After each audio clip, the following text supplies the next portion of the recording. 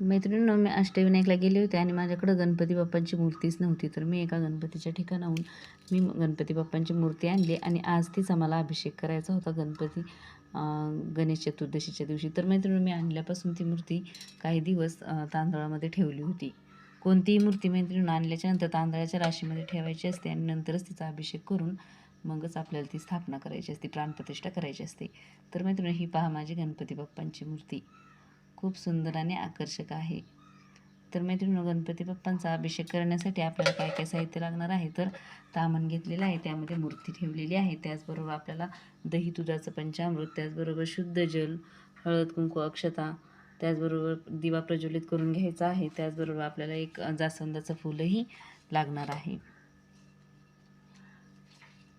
तर मैत्रिणी, आपल्याला गणपती बाप्पांचा अभिषेक करण्यासाठी काय करायचं आहे, तर आपल्याला अथर्वशीर्षाचं पठण करायचं आहे आणि मग गणपती बाप्पांचा अभिषेक करायचा आहे.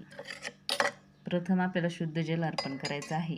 वक्रतुंड महाकाय सूर्यकोटी समप्रभ निर्विघ्नं कुरु मे देव सर्व कार्येषु सर्वदा. त्यानंतर आपल्याला पंचामृताचा अभिषेक करायचा आहे. वक्रतुंड ओम शांती मंत्र आपल्याला काय करायचं आहे, अथर्वशीर्षाचं पठण करायचं आहे. ओम भद्रकर्णेभिः श्रृणयामं ठे देवा भद्र पाश्यमे माक्षर विजत्रा स्थिरे अंगे तुष्टवासं तनूभिः वेश्म देवहितं यदायु. ओम स्वस्ति न इंद्र वृद्धश्रवा स्वस्ति न पूषा विश्ववेदा स्वस्ति न दाक्षो अरिष्ठनेमि स्वस्ति न बृहस्पती ददातु. ओम शांती शांती शांती शांती. तर मैत्रिणींनंतर आपल्याला पंचामृताचा अभिषेक करून शुद्ध पंचमूर्तीची अभिषेक झालेला आहे.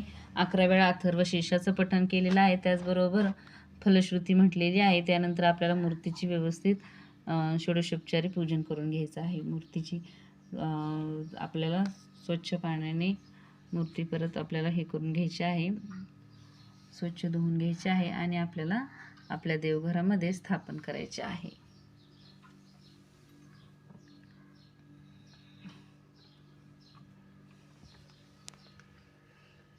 त्यानंतर आपल्याला एक जास्वंदाचं फूल अर्पण करायचं आहे.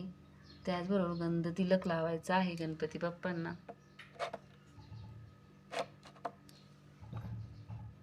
आणि अक्षता व्हायच्या आहेत आणि आपल्याला गणपती बाप्पांची आरती करून घ्यायची आहे.